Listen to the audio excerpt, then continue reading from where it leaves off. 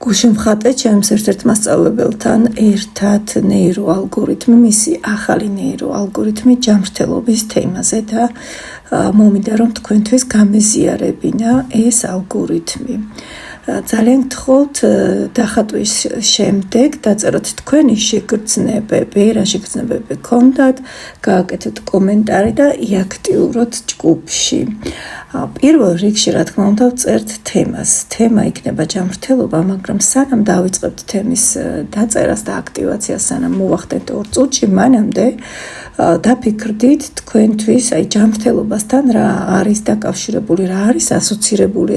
შეიძლება ეხლა გაქვთ რამე პრობლემა ჯანმრთელობასთან დაკავშირებული, შეიძლება კონკრეტულად თქვათ რაღაც ესეთ საკითხს არ ეხება, ან წონაში გინდათ დაიკლოთ და ამით გაიუმჯობესოთ მდგომარეობა, ან გინდათ რომ ვარჯიში დაიწყოთ, სწორი კვება, საერთოდ ჯობია რომ იმ ეტაპზე მივხედოთ ჯანმრთელობას, ვიდრე რამე პრობლემა დაგვიდგება ხო ასე. ამიტომ აქედანვე თუ დავიწყებთ ვარჯიშს, კვებას მივხედავთ, ვიზრუნებთ საკუთარ თავზე, აუცილებელი არ არის რომ მაინდა-მაინც დაბალი წონა გქონდეს და ძალიან ესეთ ციკლ მხდრეში ვიყოთ წასულები. ეს ალბათ უფრო ვიზუალური მხარეა, ვინ როგორ აღიქვავს და ეს სუბიექტური აქმა, მაგრამ ზოგადად წონის პრობლემა თუ გაწუხებთ, როგორც ჯანმრთელობის კუთხით, მაშინ ამაზეც შეგიძლიათ დაწეროთ. მე აქ უფრო გავამახვილე ყურადღება ენერგიაზე, თავს როგორ გრძნობ, ამაზე რომ კარგად გრძნობდე თავს, სიმხნევე რომ გქონდეს ყოველდღიური ენერგია დღის ბოლოს, უკვე როცა თქვათ დაღლილები ვართ, გამოფიტვა არ მქონდეს და გადაწვა, ამაზე გავაკეთე. რა თქმა უნდა გავაკეთე სწორკვებაზეც, იმიტომ რომ ესეც ერთ-ერთი მნიშვნელოვანია, იმუნიტეტის გაძლიერება, ესეც მოვინიშნე თემაში. და ასე თქვენ შეგიძლიათ ჯერ დაფიქრდეთ, ჩამოყალიბდეთ რა კუთხით გინდათ რომ გააკეთოთ ეს ალგორითმი და მერე უკვე 2 წუთის მანძილზე გადადიხართ თემის აქტივაციაზე.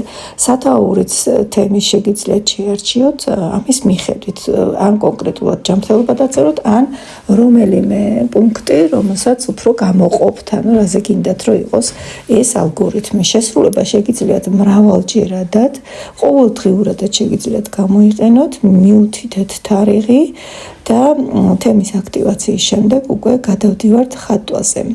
ვიწყებთ ხატვას, სანამ დავიწყებთ უბრალოდ დახატვას, მინდა რომ ცოტა ისუნთქოთ ღრმად და გააკეთოთ კონცენტრაცია იმაზე, რაც გაღიზიანებთ ამ თემაში ეხლა ყველაზე მეტად.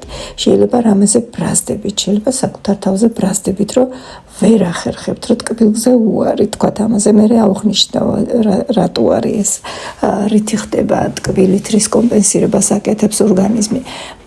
ეს მაგალითად მოვიყვანე, მაგრამ აი ხა მინდა რომ დაფიქრდეთ, რა გაღიზიანებთ, ცოტა ამაზე კიდევ უფრო გაბრაზდეთ ძალიან და აი მე გააკეთო ამისი გამოდენა, გადმოგდება ფურცელზე ნაჯღაბნის სახით. ეს ძალიან გავს ჩვენ როცა ვაკეთებთ ხოლმე შფოთვის ბრაზის დაძლევას იმ ალგორითმის დასაწყის, მაგრამ ეს სხვა ალგორითმია, ესეც გაითვალისწინეთ. უბრალოდ აი აქ ვაკეთებთ ამ უარყოფითი ენერგიის გამოდენას დასაწყისში და მე უკვე სხვა რაღაცებს ამატებთ.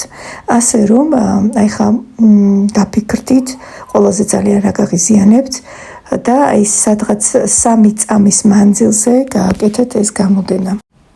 და შემდეგ უკვე გადავდივართ ამ ხაზების გადამუშავებაზე. ანუ რაც გამოვდენეთ, იქ კუთხეებიდან ცოტა გაიტანეთ სივრცეში, ნეიროგრაფიული ხაზების ზედ გადაუსვით. ეხლა ნახეთ დააკვირდით, აქ უფრო ბაცი მარკერით გავაკეთე გამოდენა, რომ მე ზემოდან რომ გადავმუშავო, არ გამოჩნდეს კარგად ეს ნახატში. ანუ რომ დავკარგო მე ეს ხო ამ ნახატში დავამუშავო კარგად. და აი ზემოდან უკვე ცოტა მუქი მარკერით ვაკეთებ გადავლებას, ნეიროგრაფიულ ხაზებს ვაკეთებ უკვე მათზე. ეს ხო ცოტა სწორი ხაზებია, ჩვენ აქ ნეიროგრაფიულ დამუშავებას ვუკეთებთ. ანუ აქვე უკვე ვამუშავებთ აი ამ საკითხს, რაც ეხლა ჩვენ გვაღიზიანებს და პატარ-პატარა მომგვალებებსაც ვაკეთებთ. არ არის აუცილებელი, რომ ყველა მომგვალება ეხლა აქვე დაამუშავოთ და ზოგადად ამ კონკრეტულ ალგორითმში შეგრძნების დონეზე დაამუშავეთ კუთხეები, შეხედეთ კარგად თქვენს ნახატს, სად მოგდით ეს შეგრძნება, რომ აი აქ რაღაცა მინდა რომ ჩავამგვალო, ჩავამუშაო კარგად და მაშინ გააკეთეთ დამგვალება.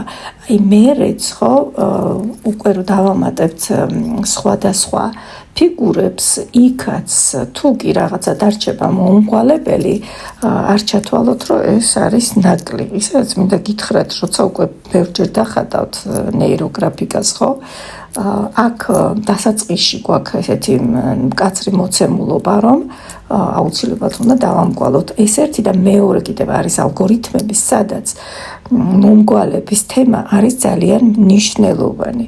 თუმცა ჩემი პრაქტიკიდან გამომდინარე, მე შემიძლია აღვნიშნო, რომ მყავს ისეთი სტუდენტებიც, საკმაოდ აქტიურები, კარგები, რომლებიც არც ისე სწორად ასრულებენ ნეიროგრაფიკას, როგორც არის თქვათ წესების მიხედვით, მაგრამ ძალიან კარგი შედეგები აქვთ.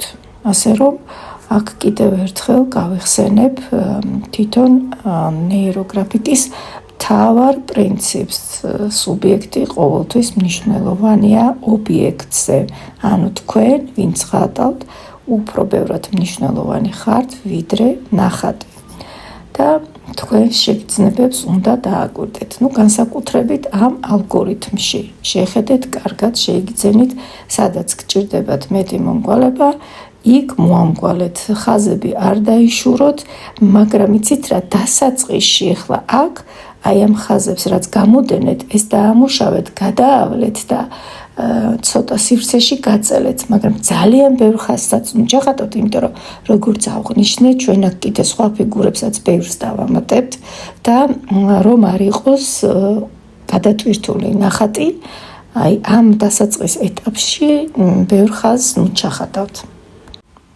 აი ესეთი სახე მივიღე უკვე ამ ხაზების დამუშავებით და ეხლა აქ ვიწყებ წრეების სახით ჩახატვას იმ მნიშვნელოვანი მომენტების, რაც გამოვყავით 2 წუთში გაწერილ სიტყვებში.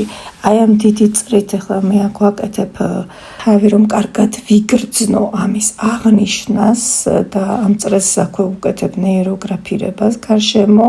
მერე კიდე ჩავხატე მე აქ იმუნიტეტის გაძლიერება, ჩავხატე კვება, წრეების სახით, მოკლედ წრეების სახით შეგიძლიათ ჩაამატოთ თქვენ რაც გამოგივათ თემაში, რაც იქნება ესეთი უფრო საკვანძო სიტყვები თქვენს გაწერილ თემაში, აი ისინი ჩახატეთ წრეების სახით. ეხლა აქ ვხატავ ენერგიას და შედარებით პატარა წრეს ვაკეთებთ. შემოავლეთ ნეიროხაზს და მერე აი ამ წრიდან ზრდადი სპირალი გააკეთეთ, ანუ სპირალის სახით გაადიდეთ თქვენი წრე და შეკარით უფრო დიდ წრედ.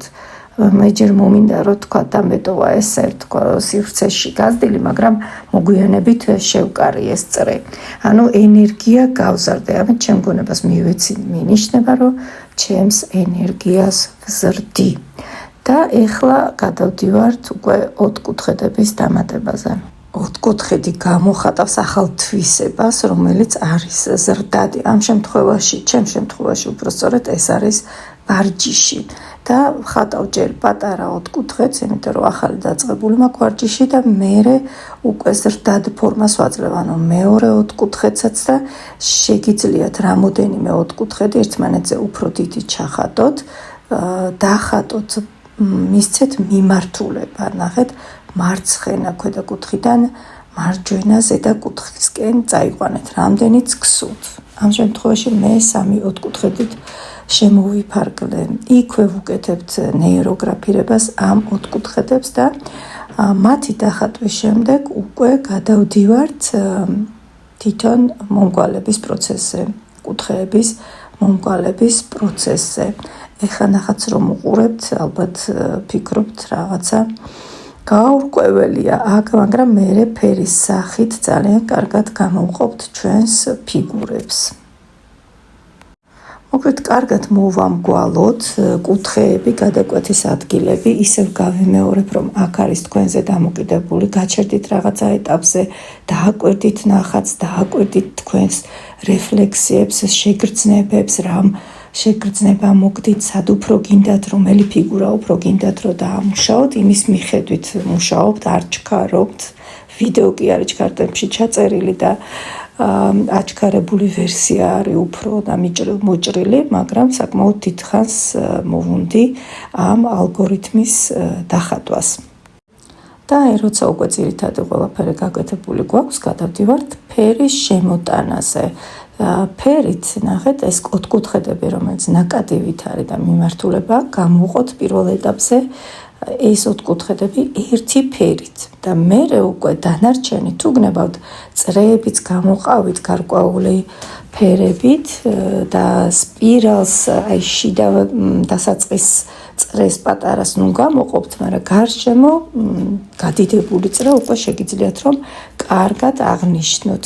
და აქაც რა თქმა უნდა გვახსოვს ძირითადი პრინციპი ფერის შემოტანისას, გვერდ-გვერდ უჯრები აუცილებლად გვაქვს ერთ ფერში, ორი მინიმუმ, ორი უჯრედი ერთ ფერში. დანარჩენი მე აქ ვიყენებ როგორც ტექსტის გამომყოფს, ასევე ფანქრებსაც, რადგან თვითონ ალგორითმის ავტორს სწორედ ასე აქვს გამოყენებული და დაშვებას აკეთებს ამისას, ამიტომ ჩვენც ასევე შეგვიძლიათ გამოვიყენოთ როგორც ფანქრები, ასევე სხვა ფაქტურად. ხატვის ბოლოს შემოგვაქვს ველის ხაზი, შეგიძლიათ რამოდენიმე ხაზი შემოიტანოთ და ასევე აღნიშნავთ ფიქსაციის ფიგურას. მე აქ ორი ფიგურა გამოყავი ფიქსაციით, იმიტომ რომ ჩავთვალე, რომ კვების წრეს დააკლდა ფერით გამოყოფა. ხატვის დასრულების შემდეგ ისევ აკეთებთ თემა 2-ს, ანუ თემის გადამეორებას, ასე ვთქვათ, კიდევ წერთ 2 წუთის მანძილზე, დაახლოებით 20 სიტყვას, ანუ რაც წამოვა და გააკეთეთ შედარება თემა 1-თან, ანუ დასაწყისში რაც დაწერეთ და შეხედეთ რა დაემთხვა, რა შეიცვალა, ეხლა რა წამოვიდა ხატვის შემდეგ. ველოდებით თქვენს ნამუშევრებს და კომენტარებს.